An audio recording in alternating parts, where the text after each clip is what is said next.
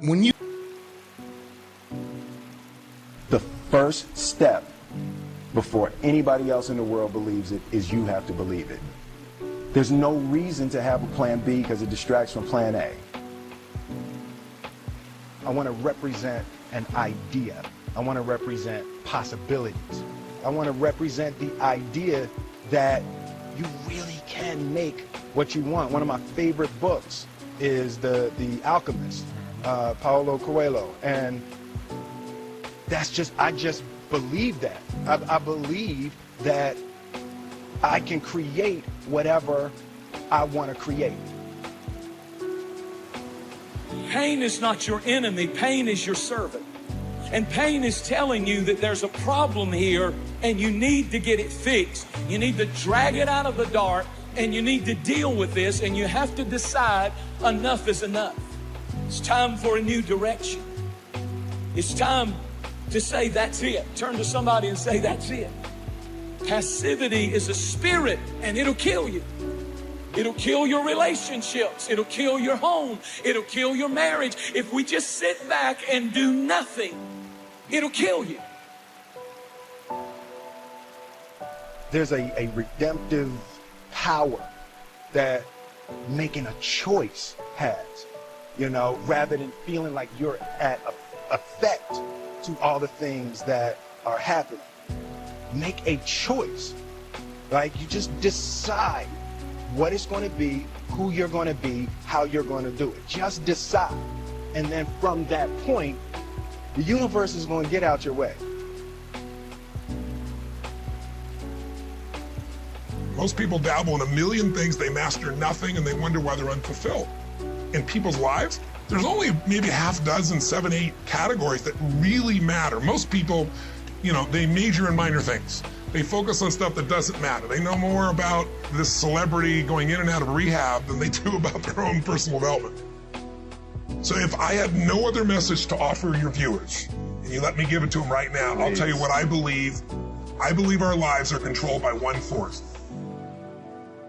Your brain is divided into 2 halves. Each half of your brain has millions of factory workers on each side.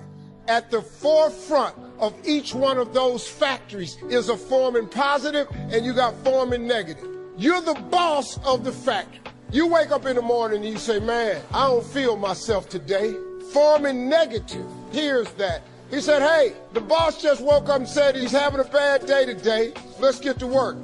And your day starts tumbling into what you ordered. You could wake up in the morning and you say, you know what? Today is going to be a great day today. Man, thank you, Lord, for waking me up this morning. Forming positive turns around and goes, Steve's having a great day today. He's expecting some wonderful things to happen. And man, let's get it going. And they start manufacturing thoughts. You have got to change the way you think. It is the whole determining factor of where you go in life.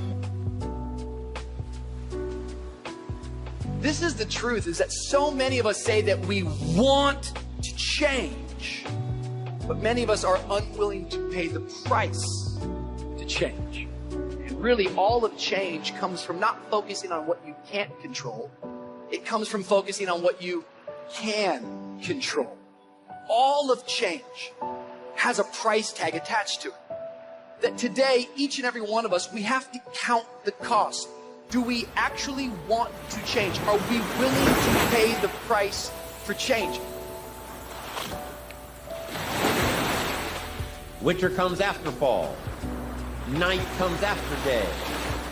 Difficulty follows opportunity. Recession always comes after expansion. It's been the rhythm of life for the last 6,000 years of recorded history. So the winters are going to come.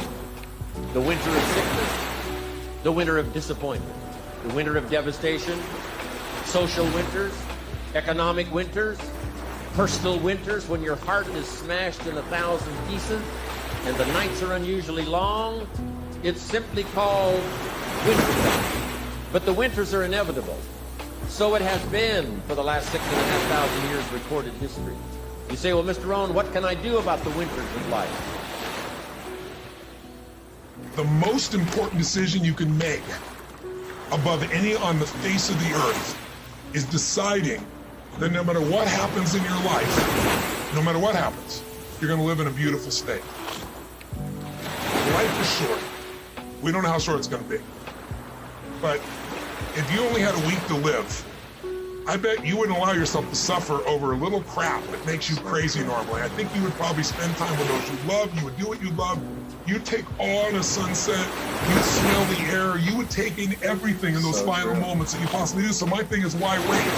Right? Why wait? Why not just decide that if I start to suffer, I know the solution, because suffering is me obsessing about me. You might say, it's not me, I'm worried about my kids because they're not doing well. No, you're worried that you haven't done enough for your kids. It's about you still, right? Yes. You know, you're worried about what was done or what you should have done or what shouldn't have done. And you can end that in an instant by becoming aware of it and saying, I have made the most important decision of all. Right. I'm going to live in a beautiful state. You know, there are many influences on us. One is the influence of the past. Some people are always pulled back by the past. Some people are always pulled aside by the distractions. But here's what's powerful.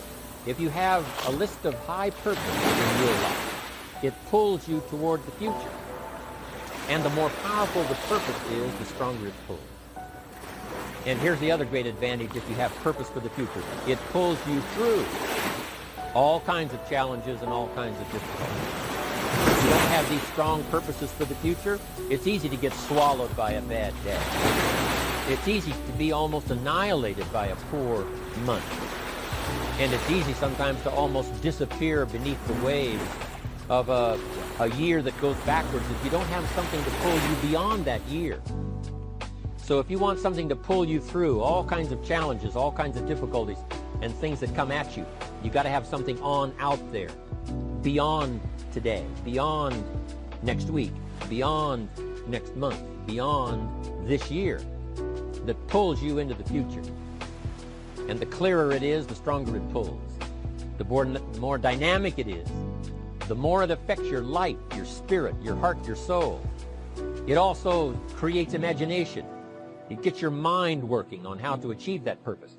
And if your mind will work, and if your heart works, and if your spirit works, and if you have good input, like good ideas, I'm telling you, there isn't anything you can't accomplish. Until you're willing to plead to make your dream become a reality, your dream will be just that, a dream. See, so many people talk and talk and talk, but very few walk and walk and walk and turn their walk into a jog and their jog into a sprint, which is okay. But the problem is, they resent those of us who made the choice to put ourselves in position to hoist the banners. They resent those of us who made the choice to keep pushing, even when our skin got a little moist, because we understood that that moisture, aka sweat, would eventually build, and all of that sweat equity would allow us to never sweat or worry about struggle. That sweat equity would allow us to never sweat, worry, or stress, because winners like us chose to bury all of our fears. Winners like us chose to bury all of our doubts, all of our indiscretions, and we took all of our life lessons and refurbished, repackaged, recreated, and reused all of the pain, all of the hurt, all of the failure, all of the setbacks, and turned them into get-backs. And that's why we continuously get back up, and we'll always get back up. When life pops up and pops us in the mouth, we may drop and we may go down, but it's never for the count. You can bet your bottom dollar that you can count on winners like us to always come through in the clutch.